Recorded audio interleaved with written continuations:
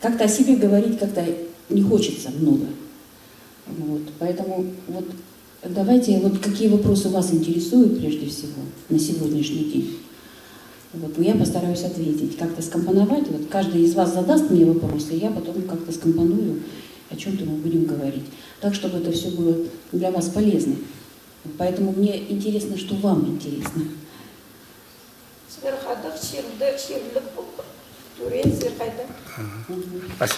О себе.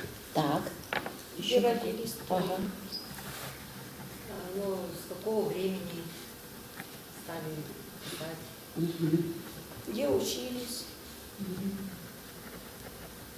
Так, еще. Молодежь, что-то интересует вас? Что вам дает вдохновение писать? Угу. Так. Именно арбасызар. Постирно арбасызар. Угу. Сколько времени уходит на написание песни? Песни. Угу. Так. Айтестердің сборниктері. Сборники, так. Еще что? Қайта қаймақ жанрларды сілер тоқыпсыздар. Жанры. Так. Постарыңыз ұрылыпсызар, да? Так. Как вздохнули. Кішкентіміз ғары бұл пасшадар бар.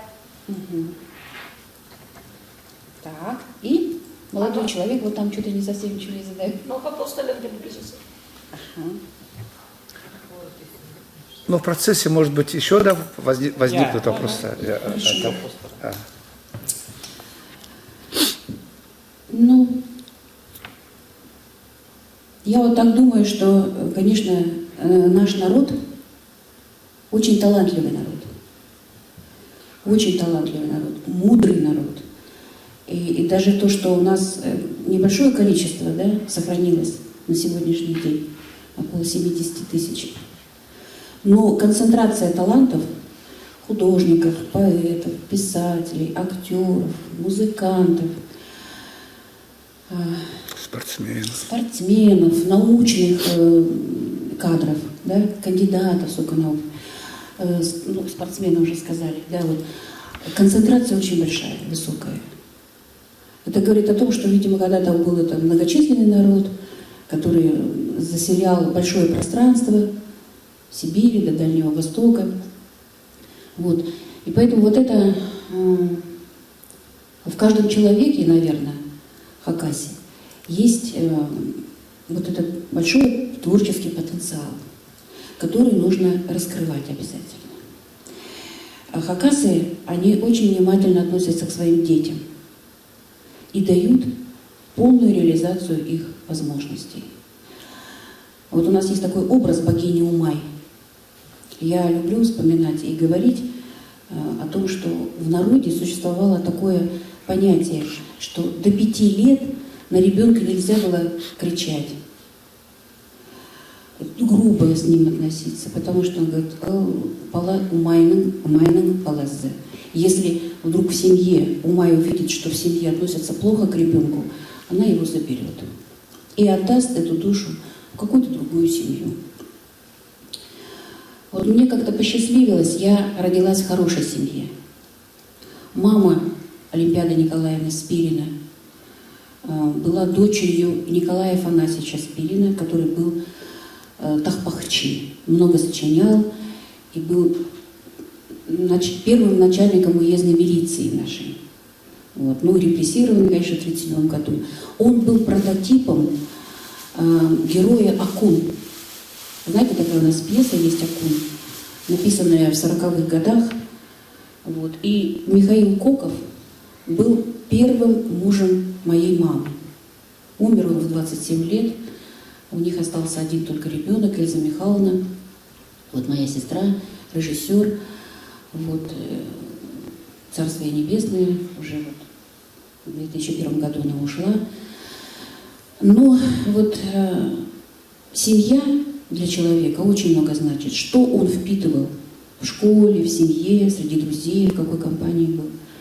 Вот, поэтому Я, конечно, вот сейчас вспоминаю, что много что интересного у меня в детстве было. То есть сформировали меня, дали пути. Мне кажется, человек, когда рождается, у него сразу возникает вот как на ладони есть рисунок, да? Так и вот есть понятие судьбы. Вот. У человека есть, конечно, выбор, много выбора, но основной какой-то рисунок судьбы у человека уже дан. Ну, это рисунок, наверное, который отвечает за этот рисунок наши гены. Поэтому хакасы очень ценили вертикаль родовую свою. Говорят же, жақсы шорта балалар кешедер, да, а то вот твои нехорошие поступки могут отразиться на судьбе твоих детей. Вот. А отец мой, Федор Дмитриевич Шалгинов, он прошел всю войну отечественную. 20-го года рождения, то есть когда началась война, ему было 21 год. И он прошел эту войну до Берлина и освобождал еще Чехословакию, Венгрию, Югославию. И он прошел ее без единой царапины. Вот родился вот, в рубашке, говорят. Раньше же хакасы хранили вот это место, где оно жило, да, вот там мешочек шили, за зеркалом где-то хранили. И его мама, Кандарова, играла на чадхане и рассказывала сказания. Вот как бы со стороны мамы, со стороны папы были вот такие музыканты. И я думаю, что если вы тоже пороете своих предков, вы всегда найдете либо тахпахчи, музыкант, может хайджи, да, либо какой-то художник, либо рукодельница какая-то замечательная, да, у которой золотые руки. Вот, поэтому прежде всего надо, наверное, чувствовать вот эту родовую связь. И если вам дан дар сочинительства, то нужно очень внимательно относиться к нему, дать возможность этому дару развиться. Вот мне повезло в той степени, что я поступила в музыкальную школу. Еще в детском саду обратили внимание на меня, что вот я танцую, пою, и сказали маме, чтобы она обязательно меня определила в музыкальную школу, чтобы развивались эти способности. И вот у меня до сих пор хранится квитанция, которую мама заплатила первый взнос за музыкальную школу. 3 рубля. Это тогда были большие деньги. В те времена, когда зарплата была маленькая, и после войны это все очень тяжело, эти облигации. Помните? Все такие пачки. У тебя были облигации у родителей? Я не помню. Я поздно родился. Ну, у вас, наверное, есть тоже, да. И вот эта квитанция каким-то образом просуществовала вот 50 с лишним лет. Мы переезжали много по Абакану, меняли место жительства. Но для меня она очень драгоценная вещь. Вот эта инвестиция, которую мама сделала в меня, а потом она каждый месяц платила, а потом надо было за прокат пианино платить деньги. И вот она все это вкладывала, ну, не она только, конечно, вся наша семья. И ведь никто не знал, что я стану музыкантом, да, что вот я потом буду заниматься сочинительством музыки, и мои произведения будут звучать во многих домах. Дети играют, много моих сочинений. Вот. И тут важно очень, чтобы не прервалось. Если у вас есть этот дар, у вас появятся дети, нужно на это внимание обращать и инвестировать. Главное – в развитие способностей. И вот, учась в музыкальной школе, я делала успехи, мне это очень нравилось. Да, что-то я начинала там сочинять, свои первые произведения для фортепиано, там какой-то паровоз. Ну, все, что связано с детством, что там цветочки, какие-то марш, там полька, вальсы. Все, что вот в детстве человека окружает. Потом поступила в музыкальное училище. Потом я закончила музыкальное училище у замечательного педагога Валерия Владимировича Глаголева. Закончила с отличием, старалась, ходила в жарки. Все вот такое вот развитие происходило. Занималась спортом, танцами. Потом поступила в консерваторию ленинградскую, потому что я мечтала, потому что там училась моя сестра Эльза Михайловна в театральном институте. Поэтому мечта была только поступить в Санкт-Петербургскую консерваторию, старейшее музыкальное заведение нашей страны. вот, которые стремятся поступить и закончить почти все музыканты мира, потому что это считается самое сильнейшее заведение музыкальное. И попала я тоже к замечательному, великому просто музыканту Григорию Соколову. Он в то время только закончил консерваторию и аспирантуру и стал преподавать. У него был первый набор. Он набрал всего 4 человека. И вот такая тоже вот узор моей судьбы, что я попала в его класс. Он был лауреатом 3-го международного конкурса Чайковского и завоевал эту премию в 16 лет. То есть он был очень одаренный человек. Но сейчас это выдающийся пианист современности. Выдающийся. Потом я закончила консерваторию, приехала сюда, преподавала в музыкальном училище. Потом меня пригласила Лиза Михайловна работать в театр. В 1991 году наш театр разделился и вернулся в свой прежний статус. Хакасский национальный драматический театр. Он был объединенный в 50-е годы. В 50-е годы это приехала русская труппа из Воткинска, и наш театр стал Хакасским областным театром, и там были 2 труппы. Национальная труппа основная и русская труппа. И потом вот мы разделились. И она пригласила меня работать заведующей музыкальной частью театра. И вот с 91 года, уже 27 лет, я работаю в театре. Пришла я на эту работу, чтобы оформлять спектакли. Музыкальные оформления делаю. И поставила Лиза Михайловна задачу передо мной еще, чтобы наши актеры знали как можно больше тахпахов. Поскольку актеры — это есть носители, да, национальной культуры. Вот. И я совсем недавно нашла тетрадку, которую я в 91 году завела. Я пошла в Хакасский научно-исследовательский институт и притронулась к работе, глобальной работе Александра Александровича Кинеля. Вот этот человек, наверное, был, Хакасия, наша земля, наш народ, как-то его как будто бы притянул, какая-то сила как будто притянула. И он ведь записал, ездил по всей Хакасии, в каждое село, с чернильницей, с ручкой, да, находил общий язык с людьми, изучал хакасский язык. И каждую мелодию вот так вот записывал и зафиксировал. Этих мелодий он записал 5000. Вот такой глобальный труд сделал, это знаковый человек, который зафиксировал все это богатство нашего народа, зафиксировал на бумагу. И когда я прикоснулась к его рукописям, я увидела, у него такой мелкий почерк был, такими мелкими такими буквочками написан эпиграф. Знаете, что такое эпиграф, да? Может быть, когда-нибудь мои труды кому-то пригодятся. И когда я прочитала, я прям дрожь по телу пошла. Я думала, как будто я с историей, понимаете, соприкоснулась. И перелистывая огромное количество этих рукописей, где написано, когда он написал, в каком селе, от кого, какого числа, кто она такая, какая фамилия ее, кто он такой. Это настоящий большой исследовательский научный труд. Поэтому Александр Александрович Кинель, это, просто я преклоняюсь перед его трудом. И вы знаете, я стала переписывать в тетрадку эти мелодии, которые мне нравились, которые можно было с актерами разучить.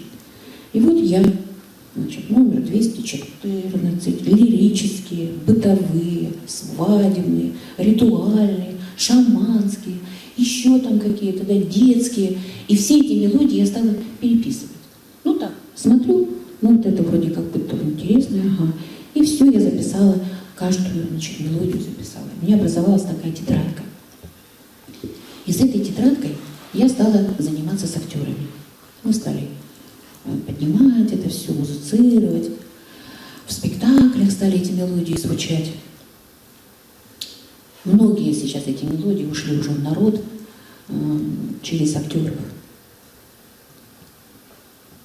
И вот вы знаете, мне кажется, что в этот момент что-то происходило. Когда я записывала эти мелодии рукой, какая-то связь происходила. Ведь рука — это продолжение мозга. Вот. Что-то такое, не могу это объяснить. Вот недавно буквально я эту тетрадку нашла, и так смотрю, думаю, о, как много я пропахала. Вот рукой просто писала. И потом, когда начались спектакли на хакасском языке, тогда работал в театре Владимир Изосимович Раздопурдин. И он говорит, ну я вот эту общую тему напишу для спектакля. А Ахпуга тогда, Саша Катажикова спектакль Ахпуга. А Таня, а ты попробуй сочинить. Ну вот, тахпахи. Я говорю, вы знаете, я говорю, вообще никогда не сочиняла тахпахи. Я даже не представляю, как это делается. Он говорит, ну пробуй. Все как-то меня поддержали. И вот как-то вот так я начала. Аккуратно. А до этого я, конечно, сочинила музыку для детского спектакля. Но это так было. А до этого еще... да, первое, конечно, это «Золотая колыбель горных духов» Алисы Алексеевны Козласовой. Тоже мелодии. Вот как-то... пошел какой-то канал работать. Как будто бы меня просто стали использовать какие-то силы, чтобы я могла это сочинять. Видимо, это происходит всегда так у людей. Им кажется, что это они сочиняют, на самом деле кто-то другой сочиняет. Народ сочиняет. Народ. И, видимо, вот я пропиталась как-то этой музыкальной культурой, истинной нашей, народной, фольклор вот этот. Богатейшие эти красавцы, наши мелодии, эти мыслеформы, я не знаю, как их назвать. Это некие такие, какие-то послания души человеческой. И ведь наш народ сходу может сочинять это. Моментально приходит текст, моментально приходит мелодия. Ну, о тексте, наверное, Сергей более подробно может рассказать. Но я когда сейчас продолжаю изучать тахпахи, это просто такая глубина, которую просто невозможно вообще осознать до конца, что это такое. Это как какие-то растения или это какие-то цветы. Это что-то невероятно красивое, глубокое, философское. В каждом тахпахе наш народ знает, что такое гора и что такое человеческая жизнь. Что такое силы природы и что такое ты. Вначале всегда поется о природе, а потом только о тебе, о себе человек поет. Вначале о чем-то глобальном, а потом о себе. Человек как будто бы знал, что мы, вот Ажи всегда говорил, минанымсом, что мы гости на этой земле. Вот это отношение к жизни, отношение к природе, отношение к людям, отношение к самому себе. Это такая глубина. И вот когда мы порой разбираем тахпахи и думаешь, ну как же так? Как так можно самого себя осознавать, что ты неповторимый? И что ты, и говоря о других людях, ты говоришь всегда как о наивысшем, как по-английски, the best, самый лучший, им там, шахсазен, да, или вот, ну вот такая культура нашего народа в отношении между людьми, как они почитали родителей, как невеста почитала родителей мужа, что они говорили, когда ее принимали, когда они расплетали косы, как они ее программировали на всю жизнь, говоря о том, что ты самая нежная, самая красивая, и что ты пришла сюда, чтобы дарить свою любовь и нежность самому хорошему, самому красивому нашему сыну. И недавно, общаясь со своей подругой, у нее дочь живет в Швейцарии, она изучает тоже французский язык, чтобы с ними общаться. И она говорит, вот удивительно, как-то они называют не невестка, ну вот как переводится невестка, и зять. Вот швейцарцы называют этих людей, вот невестку они называют прекрасная дочь. Ну почти прямо как по-хакасски. А зятя называют прекрасный сын. Ну вот, я так немножечко так, может быть, глобально все это, широко это говорю, но для того, чтобы вы вообще самого себя осознали, кто вы, что вы. Потому что вы сегодня собрались для того, чтобы себя узнать, кто я такой, почему, как я должен пойти по этому пути. Ну вот я начала сочинять музыку в театре, удивительным образом начала записывать эти мелодии, потому что никогда не записывала их. А это достаточно сложно. Ну, для меня было сложновато, потому что для нашего народа характерна не квадратная структура мелодии, то есть умпа, умпа, умпа, умпа, или умпа, умпа, умпа, умпа, умпа, а переменный размер. То есть идет раз, два, три, потом раз, два, три, четыре, раз, два, три, раз. Вот такое завораживающее биение внутренней вот ритма, как вода течет, как шелестит листва на деревьях, да? Потому что не по квадрату все идет, все в природе разнообразно. Вот. И так я начала сочинять. Мне очень нравилось, что мои мелодии помогают актерам характер какой-то показать своего персонажа. Вот. И вот таким образом я уже свыше 40 спектаклей музыку написала. Если собрать все эти песни, которые и для детских спектаклей, и для взрослых спектаклей, то это будет, наверное, около 200 мелодий. Но кроме этого, вот я стала сочинять еще для детей. Поскольку наш конкурс имени Кеннери, Александра Александровича Кеннери, развивался, и там обязательное условие этого конкурса было исполнение пьесы хакасского композитора.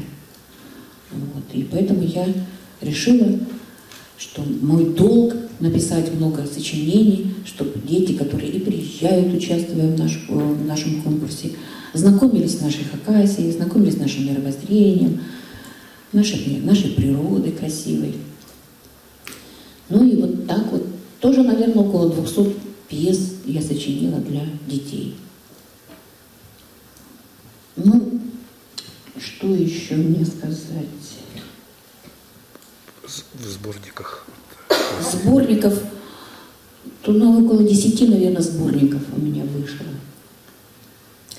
И еще, наверное, около 10 надо выпускать, потому что много очень в рукописях. А это же большой труд. А когда можно уровень? У меня. Театр, если Да, театр, да. Ну вот про детство рассказала, про родителей рассказала. Вдохновение, да? Вдохновение. Вот Чайковский, Петр Ильич Чайковский, знаете такого, да, композитора? Он говорил, вот тоже интересно, стоит у меня на окне статуэточка, вот такого размера примерно. По тем временам она стоила 9 рублей. Это очень дорогая была вещь. Родной мой брат подарил мне вот эту статуэтку, фигуру Петра Ильича Чайковского, когда мне было, ну, может, 9 или 10 лет.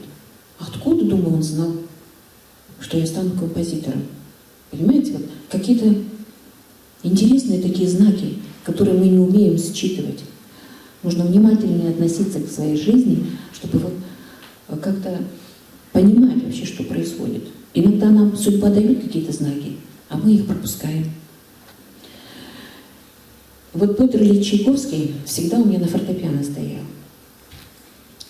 Он говорил, вдохновение – это гости, которые не любят посещать ленивых. Вот часто вспоминаю это. И когда не хочется, когда не бывает настроения, а нужно все время работать. Каждый день нужно работать. Дорогу осилит идущий. Вот если вы чувствуете, что у вас есть что сказать своему народу,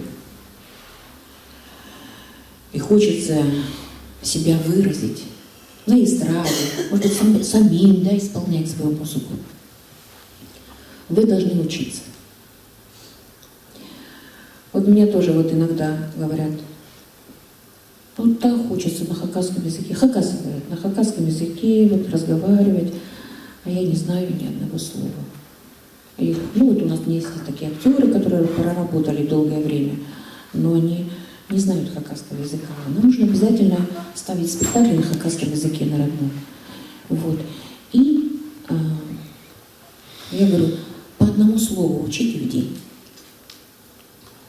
Сегодня кюн, завтра ай, послезавтра щил, там еще простые слова, одр, чат, узу, и там все это. За год сколько получится слов? 365 слов. А за 3 года 1000. Я думаю, что этого достаточно, чтобы общаться. По 2 еще быстрее. А по 2 еще быстрее. Кюн ай, например, да? Хас ол. И еще хара. Ну вот, я знаю, что Сергей вообще очень болеет за это дело. Молодец, у него своя тоже система есть. Но я вот стараюсь 15 минут в день читать на хакасском языке. Прогресс вообще виден сразу же. Скоро уже свободно будет. Значит, поэтому, когда говорят люди, вот я не знаю, как записать эти мелодии, это все. Найдите человека. Сейчас в интернете много всего. Напойте, вам мелодия выскочит сразу в компьютере. Есть же приложения различные, да, наиграть. Освойте до, ре, ми, фа, соль, ля, си. Это А, Б, В, Г, Д уже. Вы 33 буквы знаете. Неужели вы 7 букв не выучите? Каждый день до. Сегодня до выучили, где записано, как оно звучит. Скорее всего, у вас абсолютный слух, потому что абсолютный слух — это когда знаешь, что вот звучит звук какой-то, говоришь, это ля, а это соль. Просто вы не приглядывались, не прислушивались к себе, к своим способностям. Завтра вы учите ре, ну пусть неделю будете учить до. А потом вы увидите на 5 линейках эти ноты, вы поймете, что это идет какая-то мелодия. Вам захочется самому как-то потом длительности, да? А длительности это тут всего длинная да короткая нота.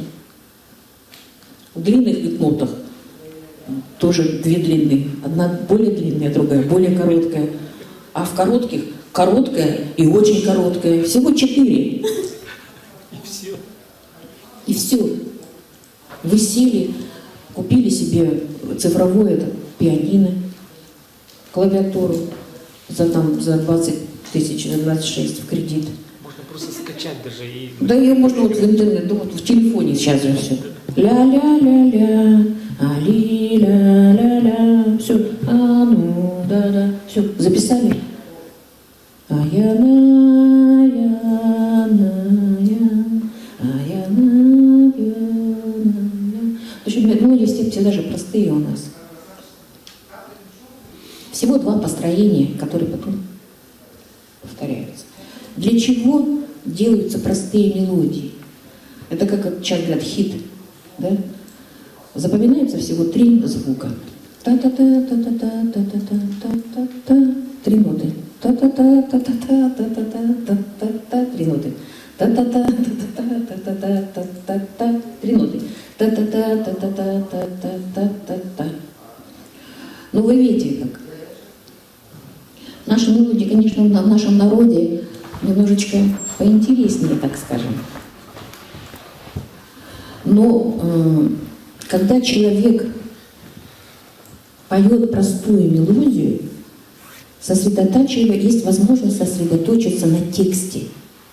О чем человек поет.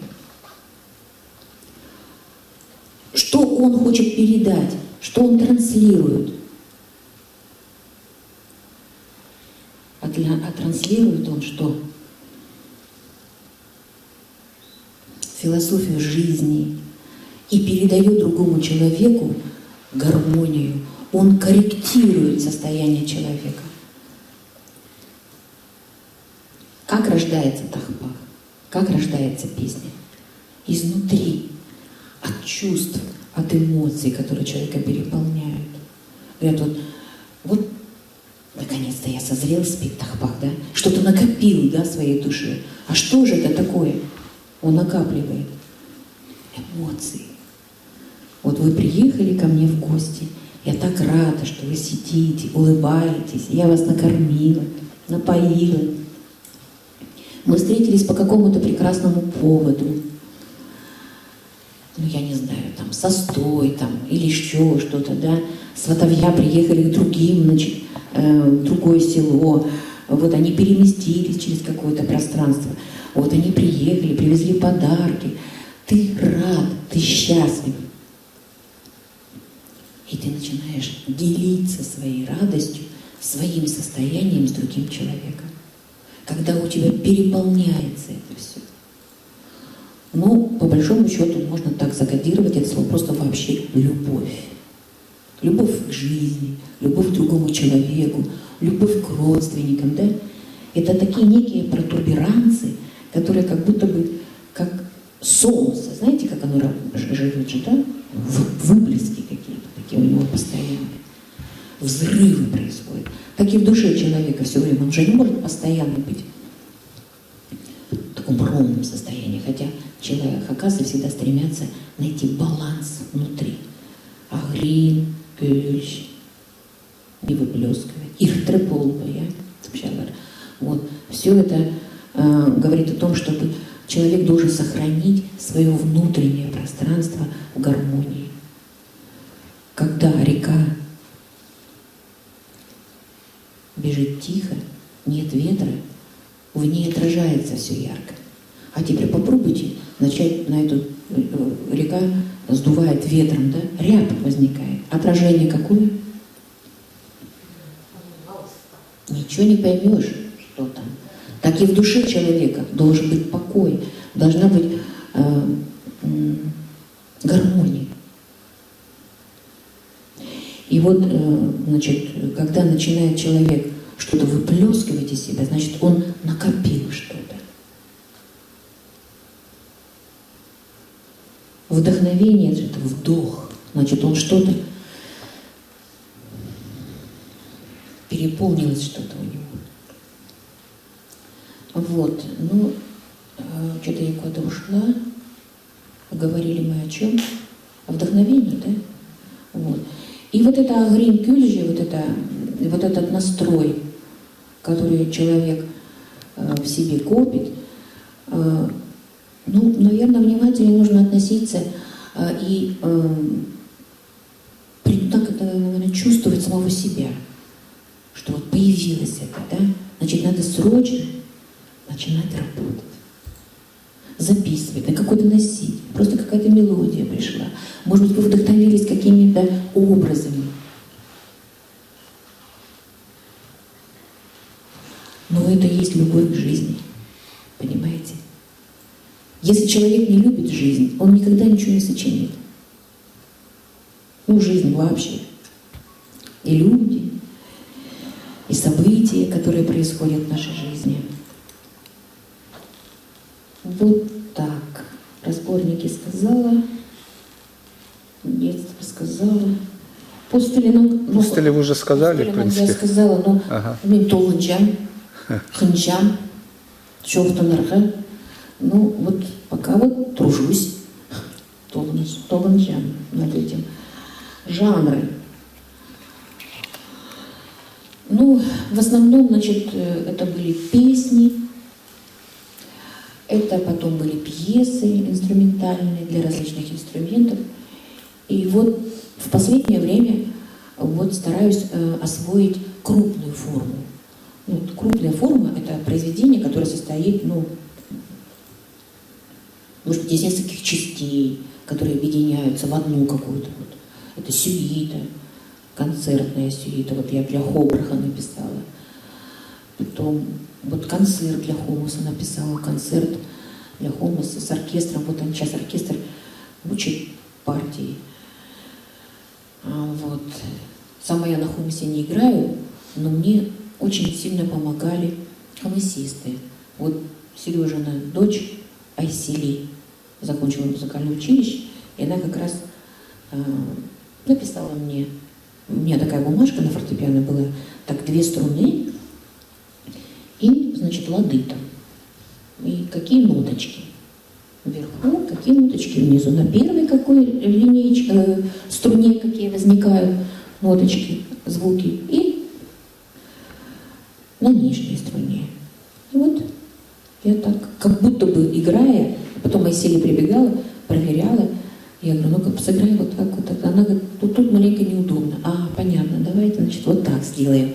И вот так вот родился концерт из 3 частей. Вот, и потом этот замечательный... Хобрах там тоже свой легенды живут или долго Чох тоже Войнобинджа, но у меня была замечательная, есть сейчас исполнитель Марина Дурина. Она флейтистка и сама освоила Хобрах. Это древнейший наш инструмент. На нем практически вообще уже вот эти вот продольные флейты, на несложно играть. В основном все пошли на поперечные. Китай, Япония, да, все вот эти поперечные. А продольные флейты очень тяжело играть. И вот я сочинила, посвятила ей один цикл из 5 произведений, и второй еще цикл из 5 произведений, и еще сейчас работаем над сюитой, которая называется «Хуба и Хус». Вот музыка написана, а я ее немножечко расширяю. Марина приходит, играет и подсказывает тоже, говорит, вот тут что-то вот эта нота никак-то, я не смогу ее взять, сыграть, например, так, технически. Иногда происходит такое, что она говорит, невозможно, а на следующий день приходит и говорит, оказывается, можно сыграть. Я нашла способ. То есть происходит развитие нашего Хобраха тут же. И Хомус, конечно. Такой у нас есть Юра Шалгинов. Он 2 года назад участвовал в Дельфийских играх в Тюмени. И сыграл концерт мой, первую часть. И получил золотую медаль. И все подходили и говорили, как это так? 2 струны, как эта палочка, так ты играешь. Вот много еще работы надо и для Хобраха, и для Иха сейчас пишу, есть пьесы. И дальше и для Хомуса тоже хочется еще что-то написать, и для оркестра. Сейчас они одну мою пьесу «Звезда Алыпа» перекладывают на музыкальные инструменты для оркестра нашего. Наверное, уже көп шухтанчан. Может быть, еще соло барба. Вот информация, сейчас еще информация. Шиберга Тох с апреля был детско-юношеские конкурсы вокальные хакасской песни «Голос Уль». 9, 12, 13, 14, да, Светлана Михайловна, потом старшая возрастная группа 16-18, вот предел. Открытый конкурс, там с Шоли, еще из республики приедут. Нужно исполнить одну хакасскую песню в современном прочтении. Современное прочтение, то есть современная подача, современными, используя аранжировки и так далее. Вот кем Тимненер, я прекрасная возможность как-то вот связываться с Татьяной Федоровной, чтобы у нее великолепные мелодии, песни шикарные, вот, чтобы могли каким-то образом или купить сборники. Вот, обращайтесь, вот как раз здесь, Алдагалар, бывает же репертуар, там, чтобы не было одних моих песен, а то иногда бывает не очень хорошо, как будто других нет, детские выбирают. Вот, пожалуйста, Татьяна Федоровна. Давайте с рук. Ага. есть ли у вас в планах написать мелодию для Чадхана? Да. Вы знаете, композитору ведь всегда хорошо работается, когда есть хорошие исполнители. Вот «Царство небесное» был у нас великолепный музыкант Максим Кобяков. Очень тяжело я пережила вот потерю этого человека, что вот, я не знаю, зачем он как-то вот так отнесся к своей жизни нехорошо. Ну ладно, видать, судьба такая была у него. Но он был страстный пропагандист, вообще играл на всех инструментах музыкальных наших. И на чадхане, и на ихе, и на сылосе, и на хобрахе. Ну сейчас сказать не сылос, шор называют, но мне как-то ближе сылос. И он всегда приходил ко мне: Татьяна Федоровна, ну давайте напишите что-нибудь для иха, напишите. Вот какое-то вот такое стремление было. И потом я написала им, значит, 4 произведения, наскальные рисунки они называются, он их исполнил. Потом я написала для него 4 инструментальных тахпаха о любви. Но, к сожалению, так не собрали мы это пока, сборник для иха. И он прямо принес мне бумажку, и на бумажке там струны чадхана, какие звуки. И до сих пор это она у меня хранится, эта бумажечка. Думаю, он говорит: давайте развивать чадхан, давайте мы его сделаем сольным, концертным инструментом, чтобы можно было... Вы представляете, сколько тысячелетий этот инструмент с нами живет, сколько сказаний было выстрадано на этом чадхане, да? Сколько народу послушало эти сказания. Героический эпос — это вам не про картошку, понимаете, не про капусту разговоры. Это героический эпос, это такая глубина невероятная. И там каждое слово, каждый абзац имеет 2-3 смысла. Трёмцах старым, понимаете, закодированы. Там надо расшифровывать все. Это, я не знаю, это послание на долгие-долгие годы, века. Нам 250 эпосов лежит в Хакасском научно-исследовательском институте. Какие-то народы гордятся только одним эпосом, а у нас их свыше, ну, получается, около 300. Представляете, сколько там знаний, сколько там философии, сколько там всего заложено. Это прям работать надо, вот каждому работать, ой-ой-ой-ой-ой. И вот я думаю, что вдохновение надо искать там, у своего народа, то, что создано народом. Как говорят, народ сочиняет музыку, а мы только ее аранжируем. Так сказал великий русский композитор Михаил Глинка. Народ же сочиняет это все. Ну вот, что-то ответила я, да? Надо, есть у меня в планах, конечно. И самой хочется освоить этот инструмент. Чадхан Сабарга. Сап. Хагарга. Хагарга. А Сабарга не говорят? Сабарга не говорят? Хагарга. Более бытовое, Упрощенный, да. Более упрощенный. Хагарга. Хагарга, да. Это тут все понятие звенит, как будто бы он и дышит, и сам по себе как будто звучит. Хагар. Хагарга. Сгарга, да, сгарга, да. Вот, да. Да. Вот. Значит, это говорит о том, что хакасы знали, что есть суть музыки. Как это вытаскивать? Что? Откуда вытаскивать? Значит, это получается из глубины, правильно? Из темны, да? С души со своей. А как туда зайти, в эту глубину? И вот это... У нас есть такое качество у народа, я вот замечаю. Капсулироваться. Вот как капсулы. И раз какая-то, если неприятная какая-то обстановка или ситуация складывается, все, замыкаются сразу. У нас еще так в театре говорят, каску одеть. Так, закрыться как будто бы, вот закапсулироваться и все. Я думаю, что это качество, я вначале как бы критиковала. Говорю, ну чего там все, тут братан ними там все застыл, как глухой сидит, не добьешься ничего, ни А, ни Б, ни кукарека с него. А теперь я думаю, почему же так случилось? Почему такая черта есть в народе?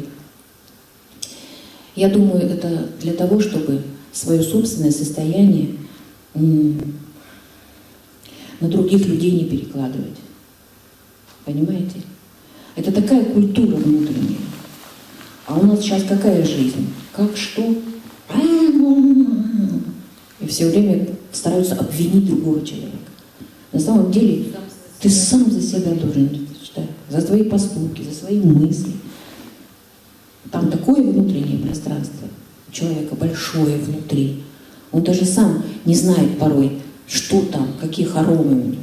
Где-то есть комнаты тайные, где можно закрыть на ключ, никогда не открывать, да? Но только ты знаешь, как открыть эту комнату. Какие-то воспоминания, возможно, у тебя есть в душе.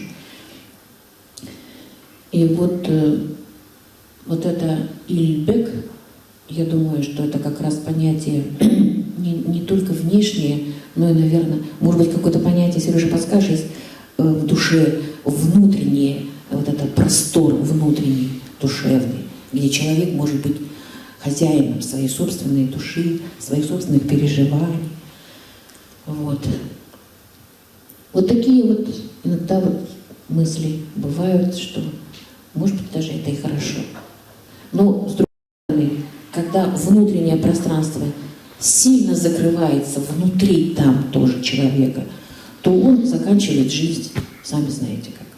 Прям ничего не стоит для Хакаса уйти, да, в другое измерение. Что здесь, что там, ему получается как будто бы как все равно. Но жизнью надо наслаждаться. И я думаю, что как раз написание музыки, творчество — это и есть настоящее наслаждение жизнью. Когда ты разговариваешь со своими генами. А гены человека — это и есть его ангелы. Вот куда-то ушла совсем, не в музыку, но вот так вот. Эрахия. Ну, главное, что вот мне хотелось бы с вами поделиться, и возьмете вы себе на заметку, не возьмете, это ваше дело. Но надо идти вперед, работать, верить в свои собственные силы, в свой талант, точить его. Потому что две вещи человек в жизни своей стремится к двум вещам, но никогда их не достигнет. Это поиск истины и совершенства. Можно точить свое мастерство, точить, и там конца и края нет. И стать настоящим мастером. Чего я вам и желаю. Я на этом пути тоже иду, работаю. Много еще чего не знаю. Надо учиться.